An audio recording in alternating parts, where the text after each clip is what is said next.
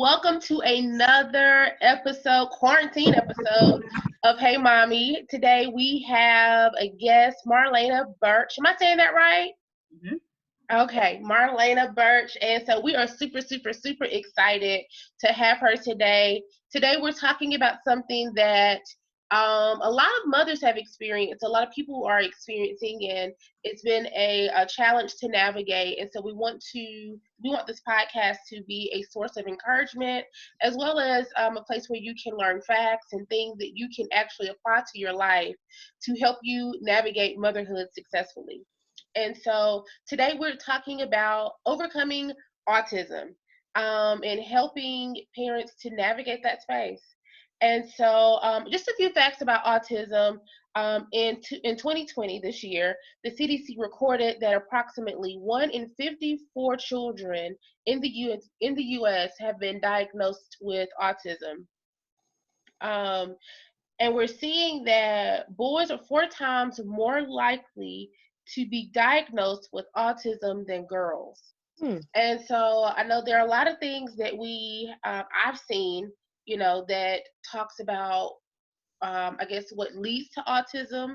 And there are a lot of studies that are happening currently.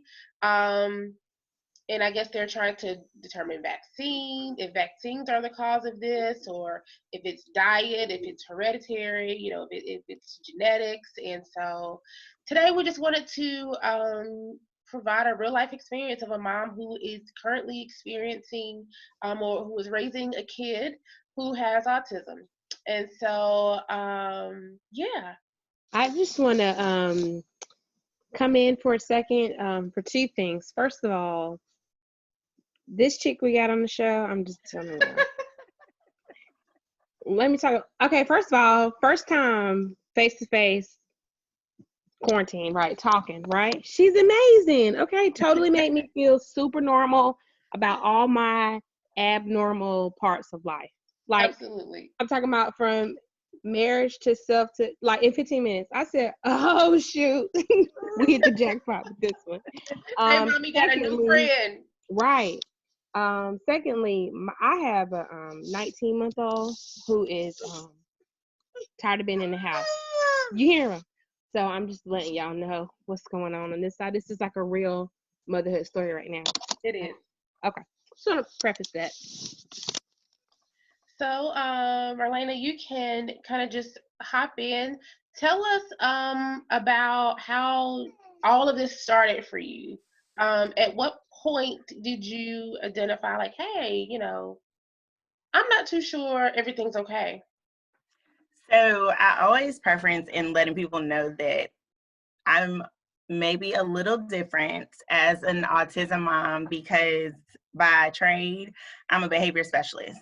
So my background is child development, mental health, and behavior. So I probably saw signs before most may see them. And so I have 2 children, 5 and 6 now, and I actually had more concerns for my 6-year-old.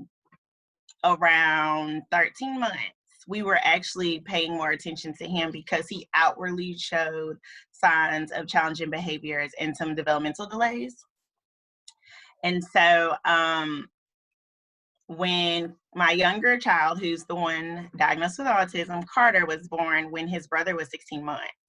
And so we were knee deep in therapy and evals for the 16-month-old for concerns. And so I did have a period of kind of like shaming myself because I missed some signs with Carter because I was super focused on the older one's diagnosis and what was going on with him.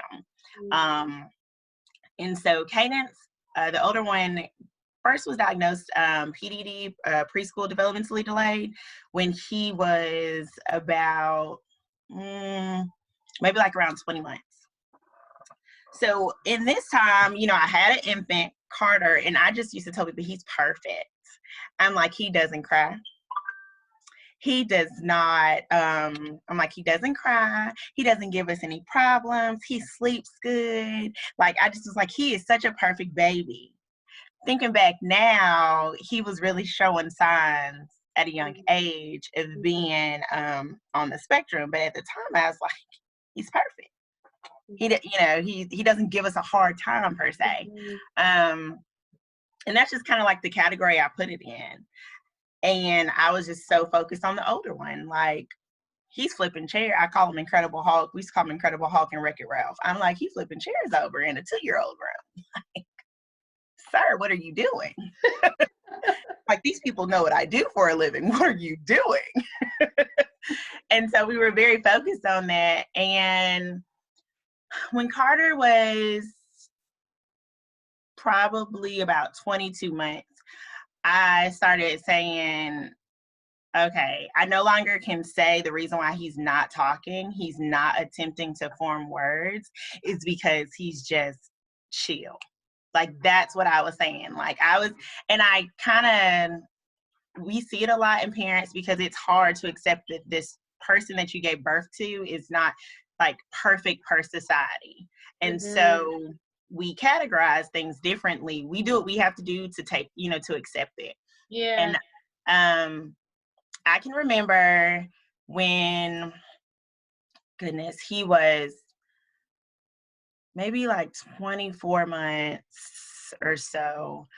Him and Cadence just kind of sitting with each other, having brother time talking. And I just was like, okay, enough is enough. I have to do the referral. I have to call the CDSA because he's supposed to be saying something. Like, he should be saying something. And a lot of times that is one of the first ways that parents, caregivers, guardians, even teaching staff can kind of see, like, speech is the fastest way, I would say, to kind of start to notice that something is a little, something could be off, something's a little different.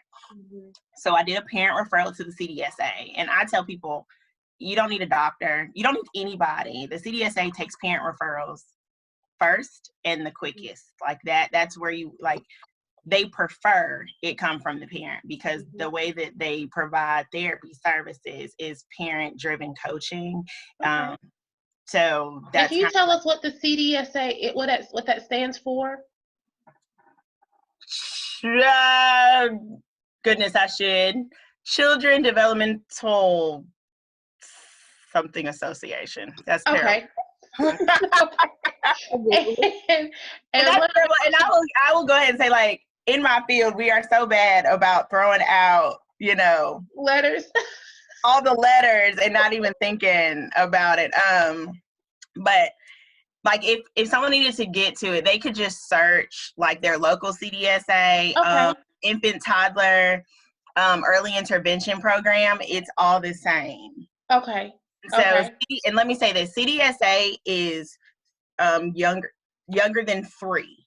So thank you. 2 years, 11 months, and however many days, that's who they handle. And if it's a child that's older than 3, then you're going to contact your local LEA. Most of the time, it's the school system.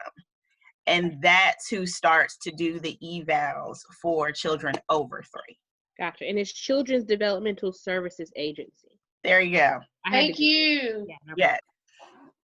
And so I will say, though, the younger the better. And I just know this from work. If you get in with the CDSA, your transition into the school systems program, the Exceptional Children's Program, is 10 times better. The wait is not as long. If you wait until your child is 3 and older, I can speak for Guilford County, but I dare to say it's the state as a whole. They are very behind and backed up. And that was pre-COVID-19. So. Okay. Yeah, let me just preference it. So it's better if you can spot it early. And I mean, an eval doesn't hurt. That's what I try to stress to parents and caregivers. An eval is not going to hurt anything. The label doesn't necessarily come with the eval. It's just better to know. And the CDSA really doesn't do labeling. They look at what's going on and they say, this is what we feel like your family needs to help your child. Okay. So it's just a better way to start. So when it comes to like those kind of red flags you mentioned that you kind of label them as being kind of chill. What are some other sure tell signs that autism may be at play? So one thing I try to stress is that autism is definitely a spectrum. And, if you see one child on the spectrum, you see one child on the spectrum. I have had people, at church, even people have seen my child at work say things like, oh, he doesn't look autistic or he doesn't seem autistic. And I will just say, all parents handle those statements differently. Right. And the Lord is working on me and me. Noted. Gotcha. Following me. And I know people don't necessarily mean harm. And that's why I just try to be such an advocate on my social media, just to kind of help people. Like if I can just help somebody from probably almost getting told off by another parent, that's just kind of what I'm going to try and do. It's because it's kind of like the same lines of, statements that people may say like, oh, you don't talk like you're Black or African American, or you talk white. It's right. Just throw it all in there together. Just throw it all in there together. Because of the spectrum being so wide, there's no two children. It's not like other diagnoses out there where it looks the same, where if you have one thing and you have one thing, it looks similar. Autism is not like that. Because it's so much going on sensory and within the brain, it's just different. So I will say for some, it may be speech. Like it's hard to say, certain signs, it's overall. So some of the signs that, some families may report like us, there was a speech delay.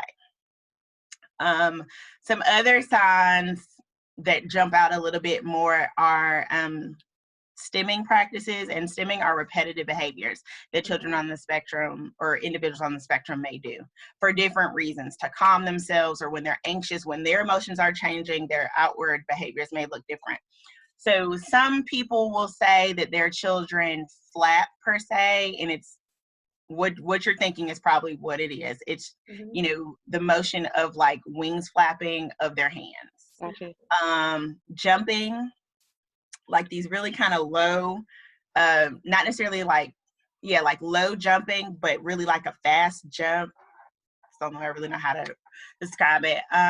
Or like the tapping of a noise, or repetitively like playing with toys, like noise making toys. If you have a child who has a noise making toy and you hear them only pressing the same sound all of the time and almost interrupting the sound, like if the sound has a sequence that's supposed to be played in full, but you see the child pushing it really fastly only to hear the same noise, that's like a stimming behavior, and it's just something about that particular noise that they really, really prefer.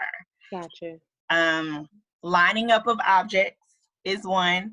A lot of times on my social media, I brag on Carter for being the best lining up, like he's an expert at lining things up.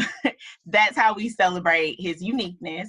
Listen, the child, you want something lined up, call him over. He's got you, and it's going to be precision at that. Obsessive behaviors, like being obsessed with one character, one thing, one toy. For us, it's horses. My house looks like a stable. We have probably every toy ever created that is a horse. Wow. Texture, sizes, you name it, he has it, he owns it. Some children favor wheeled objects. That's why horses was very different. And that's what I mean when I say it's different for everybody.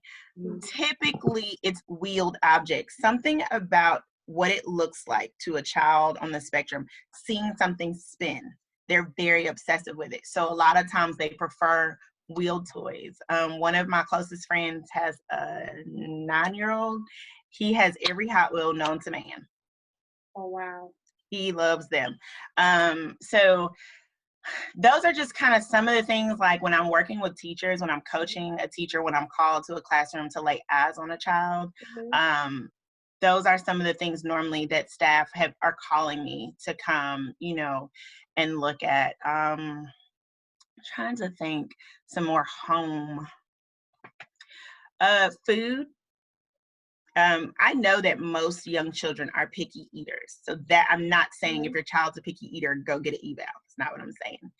But when it's an obsessive behavior to the point where your child is emotionally upset and cannot almost handle eating something else, that's when the concern comes in.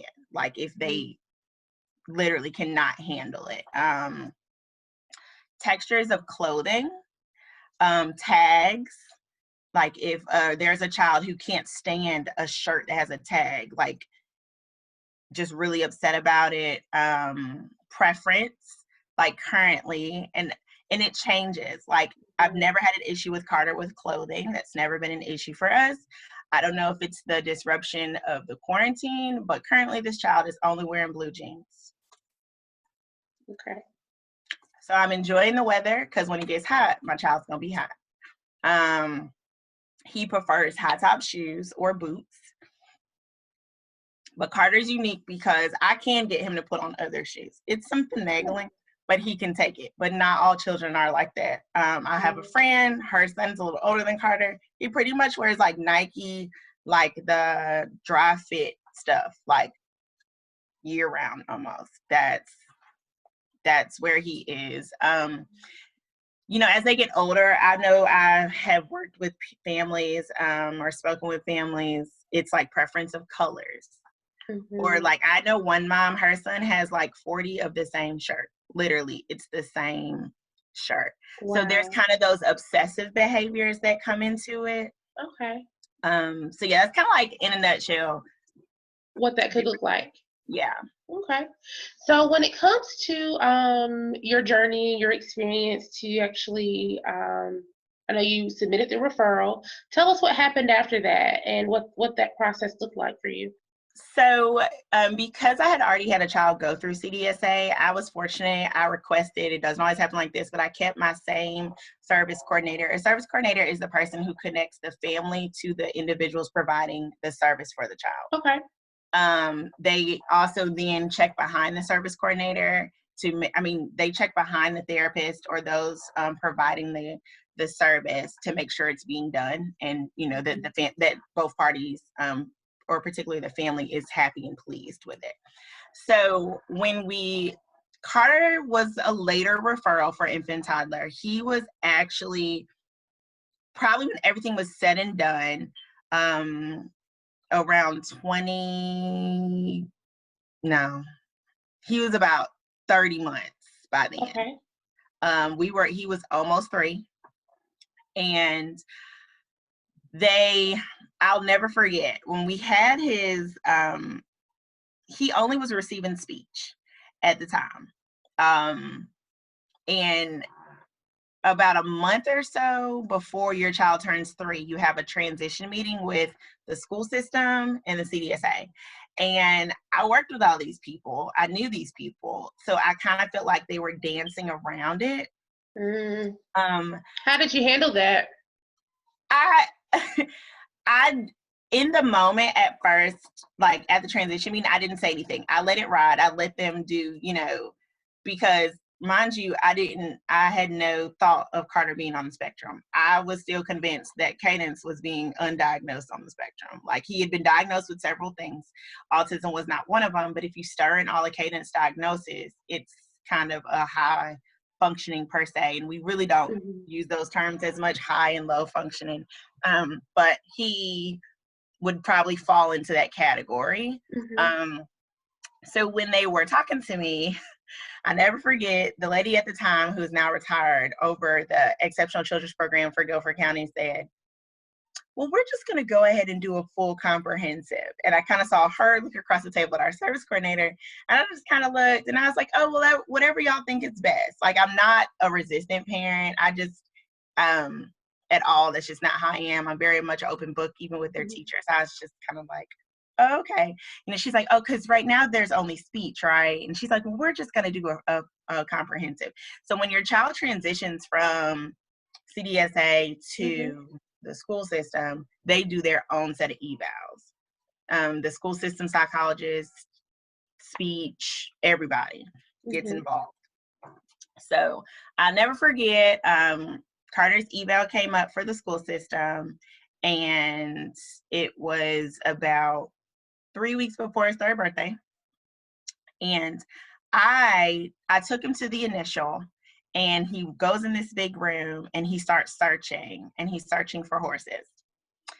And I'm just like, they're asking me all these questions, and they're like, okay, so, how does he do this, or what does he do this? And I was like, oh, he does this really unique thing. And I was like, we're faith believers, and my mom says that, he's going to be the little preacher because he collects things, and she says that he's just going to be out there collecting, people's souls for Jesus. And these people were like looking at me, and I was just like, because that's how my mom, came internalized it. So I was like, yeah, he just always has to have stuff in his hands. Like, he always has stuff in his hands. Like, and they were like, oh, can you describe that to me? And I'm just like talking, and I'm like, oh, well, he found all of our, I said, I used to work with a program that would provide like bags for homeless people. So I'm like, he found all of the hotel shampoos in a box in our closet. And he just walks around with them in his hands. And like, thinking back now, and I know what I know, I'd laugh because I'm like, Marlana, really? You knew what that really looked like. But I didn't see it like that. Yeah. And I think sometimes you're just so close. It's hard to, so you need somebody from the outside looking in that can kind of help you navigate what's going on. Yes, I definitely. feel like in your mind, you want to believe the perfection or the best about your child. You know what I'm saying? You're not carrying your baby and being pregnant with these thoughts of, all of the unique things that could be characterized by your child. That's just not what you, especially not with like the society we live in. And even as moms, what you want to portray about your child and how that kind of messes you up here. And this is not about autism, but like Jackson is 18 months in this pacifier situation, and just how people are like, oh my God, he's still on the pacifier. I'm like, if y'all only knew how that's like my piece. Like, it's something. But I didn't think he would be on it this long. So, I mean, I get when you're talking about just like how, what you would think about your child. You want to think the very best. And so when people from the outside say something, you're like, I jump to the defensive, period. And I have to work on that because I'm always like, don't let me start talking about what you need to be doing about your child. Okay. So I was like, okay, get it together, Sade. I don't think she meant any harm, but she should probably shut up. I mean, yeah. And that's so true. Like, like people will joke about it like different ways. Like, oh, he's such a mama's boy. He doesn't fool with anybody but you, and I'm over here like, because meanwhile, his brother, 16 months older than him, could care less if I'm around. Like, he is his dad's kid. So I'm just like, I got me one, I'm like, yes, he does. Yes, you're right. He just not knowing, like, it's more so the avoidance of others. Yeah. And, but we would be in rooms, full of other kids, and he'd be up underneath me and not paying them any mind. And I remember when we left that day, and they were talking to me that they wanted to, do the full comprehensive and everything. I remember getting in my car, and I had this moment, and I sat there and I said, God, I need you to take the blinders off. And I kind of had a moment. I cried because I think deep down I knew. Like, after they had talked, after I really sat there and was like, you've been doing this for so long, Like, and so I remember sitting there and I was like, take the blinders off, because what I didn't want to happen is I got back at the meeting where they go over the results, and I didn't want to be slapped in the face with this news.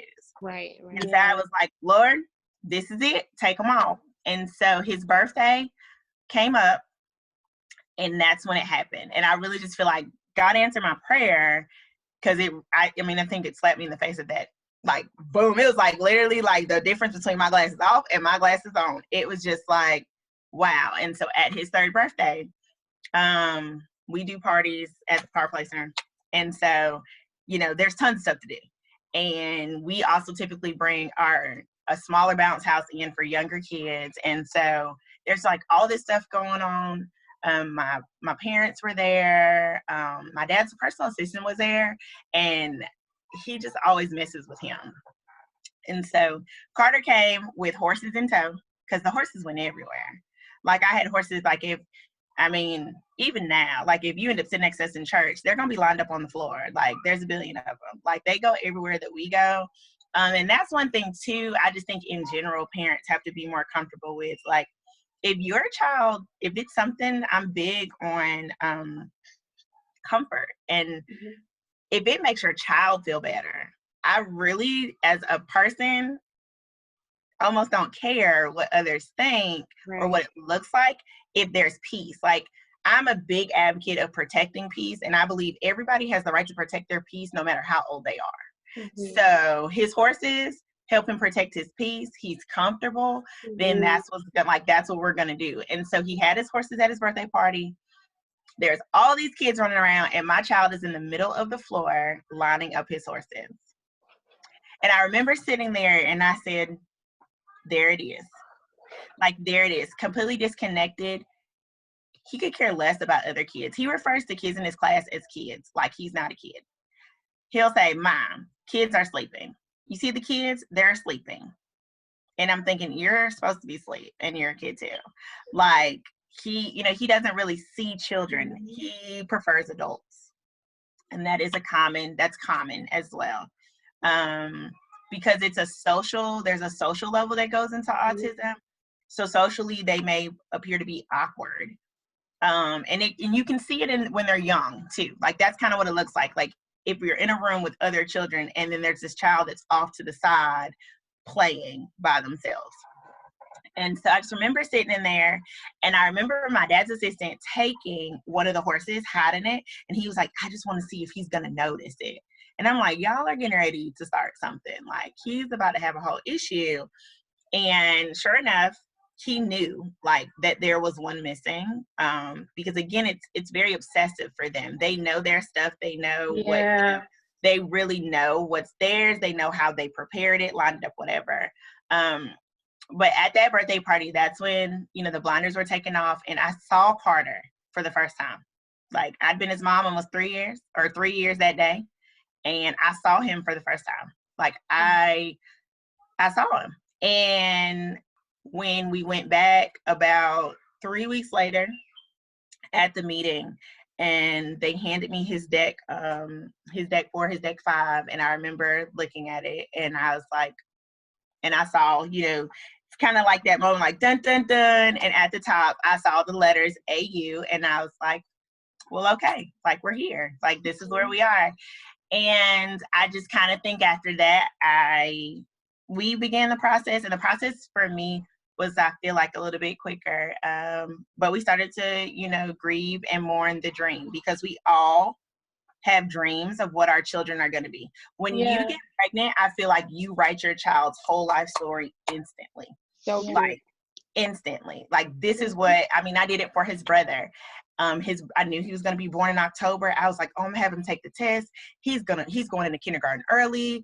We're going to do this. We're going to do that. Like, I'm going to send him to private school, do that trick, so that then he can go back into the school system and be a younger kindergarten. Like, I had the whole plan. And let me tell you something. None of that is what we did for him, because he needed that extra time.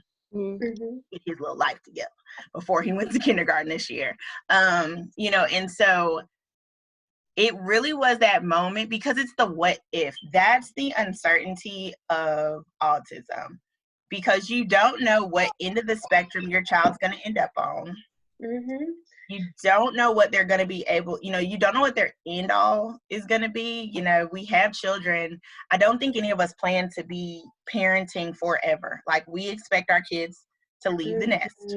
And so you don't know, like, that is our desire. I have no doubt that Carter is going to get up out my house someday. But in the moment, when you're being told like this is what your child has per se. Corey, my husband, really went through a period of grieving. Like I tell parents, like, go through it. Like, don't not go through it. Like, it's okay to go through. It's okay to like go through it and just sit there and think about, let his little light flash before your eyes, how you had thought about it. Yeah. And like, you just have to, and then go through that moment and start to accept it's okay if it doesn't look like that. Yeah, absolutely. I think that is absolutely key. I think sometimes we can, as you guys have already stated, you have this expectation. And so one thing that I want to say is for mothers who are struggling with mourning the expectation of what they expected, their child would be like, seek out counseling. Don't try to do this alone. There are millions of moms all over the world who are experiencing what you're going through right now. And so look for groups, look for therapy, look for whatever resources are in your area, so you can, get the support that you need. And I would say children's support, not children's support, Lord, Family Support Network of the Piedmont. They're huge. They have actual groups. They even have a siblings group for the siblings of children with autism. They do like one Saturday a month for like 2 hours, I think it is, where you can drop your kids off, and it doesn't just have to be the child. And we personally don't use the term special needs in our home. It's not something that we personally use, and I'm not knocking in any way those that do. We say unique abilities. And Absolutely. So I have to say that because I know at some point in time I'll say it and I don't want people to say like, well, what is that? So, the Saturday drop-in, there's like a cute name for it. I can't think of it, but it doesn't have to be just the child with unique abilities. It can be the sibling. It can be all, if you have more than one child, period. And it's their way to allow the families to have self-care. Absolutely. That's wonderful. Yeah. They also have a mom's group. They have a dad's group. The dad's group, though, is like really comical to me, like what they sit around and do. But at the end of the day, like, I'm glad it's out there because like it gives them that time. Because I can remember when I was pregnant with Cadence, Corey did the daddy boot camp with Women's Hospital. And we're a blended family. I have like 20-something-year-old stepchildren. But it was just kind of funny because I was like, he needed that. He needed to go around these dads and like learn how to swaddle because they didn't do that back then. And so, and I think like when you're pregnant, it's all about the mom, like the mom preparing, but the dads have to prepare too. And it's the same thing. Because, I know what I know, and to give grace to my husband, he didn't go to school for this. Like, this isn't his area of expertise. So being able to have other guys to just like talk with them and, or just anything, ask questions, because wives, one thing that we know is like we can tell our husband something and it goes like in one ear and out the other, but let like the neighbor say the exact same thing, they're like, oh, what is that about? I don't get it. Like it's a new idea. It's so stressful. It's so stressful. It is. And so like I just started playing against Corey, like with the therapist. Like the therapist and I'm a texting mom. And so like the therapist would say like, oh, this is what we worked on. Or I'd say to the therapist, like, can you explain the importance of routine? Like cause see, Corey is therapy dad. Like I actually don't take my kids to therapy. It's just the way that our schedules work that he did all that because of my job. And so he would take them. And so like I used to get mad, but I just had to outsmart the whole situation. I'm like, I'm not getting mad anymore. So I just would tell the therapist, like, tell him da da da da da. And then he'd come home, he'd be like, oh yeah, they were talking to me today about, and at first I would sit there and be like, didn't I already tell you that? But now I don't even go through all that. I was like, ooh, that makes so much sense. Thank you for sharing. Spoken from a wise wife. I'm on my journey. I'm not there yet. I'm not. Cause I still be I'm gonna pop this neck at least once. I just told you that like a week ago. I don't know what's wrong. Yeah. Yeah, and I mean, it took a while. Like that didn't listen. We're 7 years in. We have a lot of growing still, but I probably only been that chill probably like the last 16 months. But I think it was because of my journey to protect my peace. Definitely the last 2 years, I've been on a different level of that. Self-care has looked so much different for me. Like I look like yesterday's news. I know I look like a hot mess currently. Quarantine has me all messed up. And all of us. But I definitely, have been stressing like self-care more. And that's the one thing I love about how Family Support Network has everything set up, because they thought about it, and they even have it broken down to like different unique abilities. Like ADHD, they have groups specifically for parents raising kids with ADHD. They have the NICU group. I've seen like there's some people that I know like utilize that or have utilized the NICU group. So that's like, I just love that they do, they do those different groups out there. Autism Society of Greensboro, they do different things. Like they do Chuck E. Cheese days or whatever, where the whole family can come free of charge to Chuck E. Cheese. Chuck E. Cheese does sensory Sundays. They open up. They open up certain Sunday. I can't remember now. Everything's been shut down so long. There's like one Sunday a month where they open, I think 3 hours before their start time. They don't have the big robotic things working. Chucky does not come out, and the lighting is dimmer, and the video games, the sound is lower. Wow, that's awesome. And it's because those are things that can set, children on the spectrum off. Cool. And I've been learning more probably in the last year, because to be honest, after Carter's diagnosis and probably a couple months after he was diagnosed, things shifted in him, and I didn't come out the house. Like, we didn't go anywhere. I had these 2 children. Both of my children carried diagnosis, and they would give me a whole run for my money in a different way. Like, it was a different level, not to mention they were so close together and so young. So I just stopped going places. I stopped taking them anywhere by myself for sure. And so probably just like in the last year or so, with encouragement from the therapist, like you are not helping him by keeping him locked up. And I knew that, but I think I was deciding my peace of mind at the time was just like more important. And I really had to get to the place where I could find balance within the two, like how I could not lose it and how I could still expose him to different things. And I think before we got started, I was talking about his respite worker. That's another resource for families.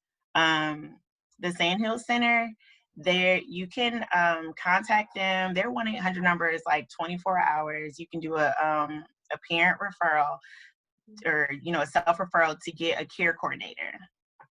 I did not know about care coordination. It's been exactly a year. I found out last April, and I'm like, mad I didn't know before.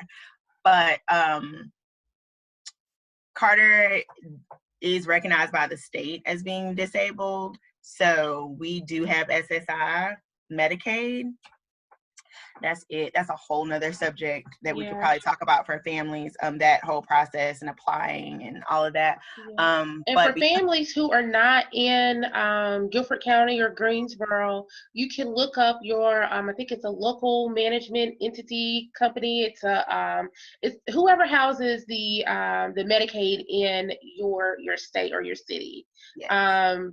And so you can call I guess, I'm trying to think of what the name of the office is. If it was in Greensboro. So for us, it took us a while to get to the right office and location. So Medicaid is so different, and there's different types of Medicaid. If your child has an IEP, you can look into disability Medicaid, which is totally different, and there's different parameters than regular per se Medicaid. And so we just got disability Medicaid because my kids actually went almost like 6 months with no insurance, which was like the scariest thing ever because we had Medicaid. I never knew. I call it, you know how like some things are just God things. Like you have no clue how it happened and you don't really have time to figure out why and how it happened. You just ride with it. That's what happened with us. Literally, I opened my mail when the boys were like 1 and 2 and Medicaid was in my mailbox. Thank you. Right. And I was just like, And I rolled with it. I was like, okay, I'm not gonna say nothing. Like, but I always in my mind was like, I'm gonna go today, and they're gonna be like, this no longer works. Right. And we had it for 3 years like that. Yeah. For 3 years, we had Medicaid, and then one day I got this letter and this call, and I was like trying to plead my case. It didn't work. I even appealed. Long story short, we lost our Medicaid. They were like, the lady was like, I'm not even sure how you got it. She said, if you're telling me you've been on your job for 5 years and your husband's had the same job, like y'all are entirely way over income. You never should have had this. And I was like, oh, I don't know if you know Jesus, but that's how I got it. Right. And I just left it there. Right. But then I went into panic mode, and I joke about it. I showed up over downtown in Greensboro at Monarch.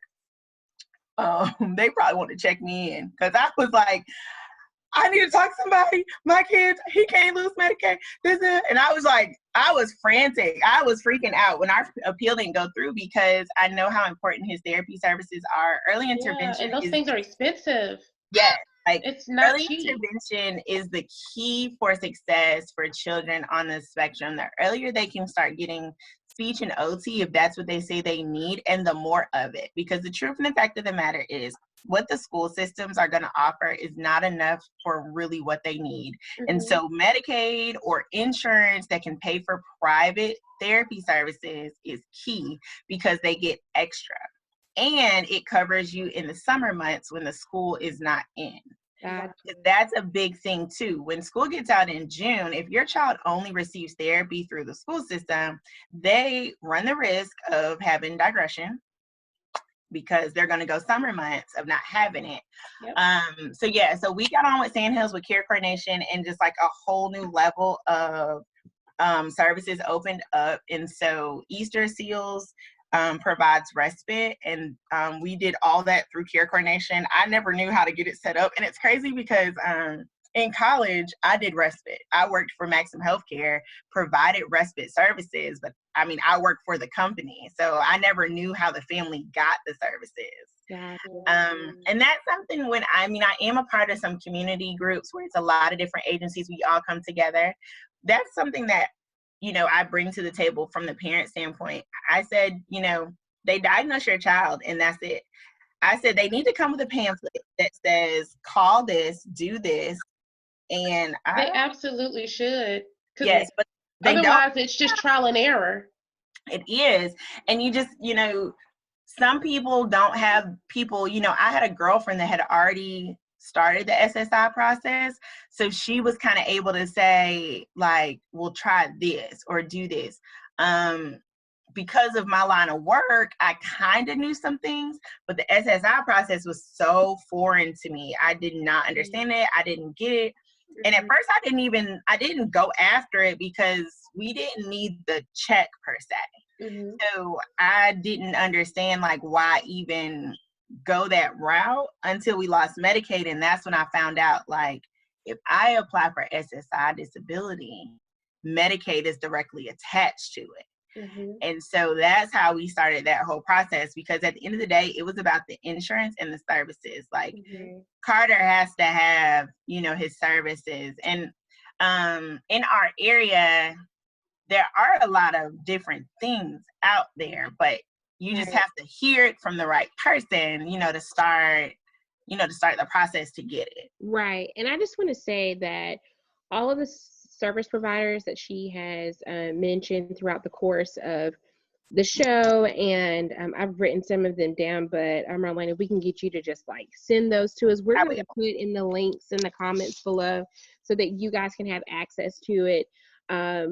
It's just, it could be an overwhelming experience if you don't have the proper community, and it's moms and like Marlena, who can help put this kind of community together. And that's what we want. The show was to provide, to shed some light, to talk about the journey of a mom who is positively parenting children with autism, and to let you know that you're not alone, because sometimes I feel like as a mom in general, you feel like you're alone in a lot of things.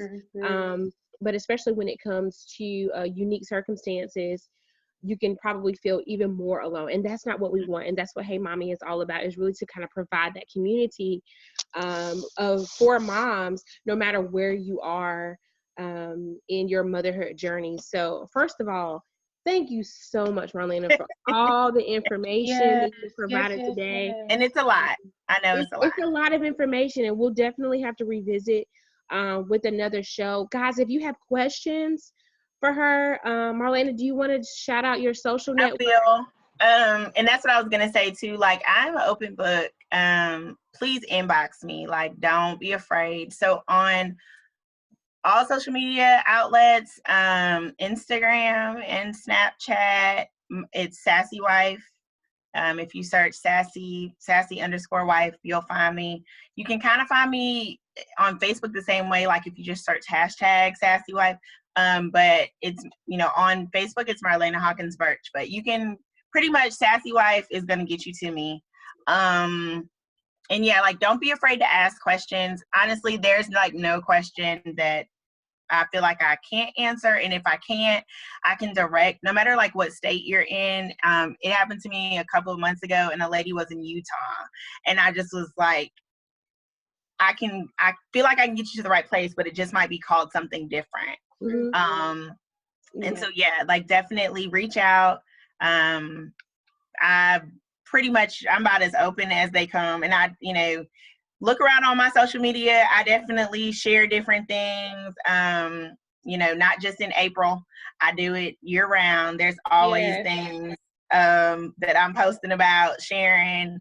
But yeah, like, it's a lot. It's a lot to take in. It's a lot out there. And as I learn, I'm instantly online sharing. Like, as soon as I learn something new, I'm like, hey, y'all, this is this. Yeah, and we appreciate that, and I'm sure other moms appreciate that as well. But thank you so much for joining us today. We appreciate it. Thank you for having me, y'all. Right, no problem.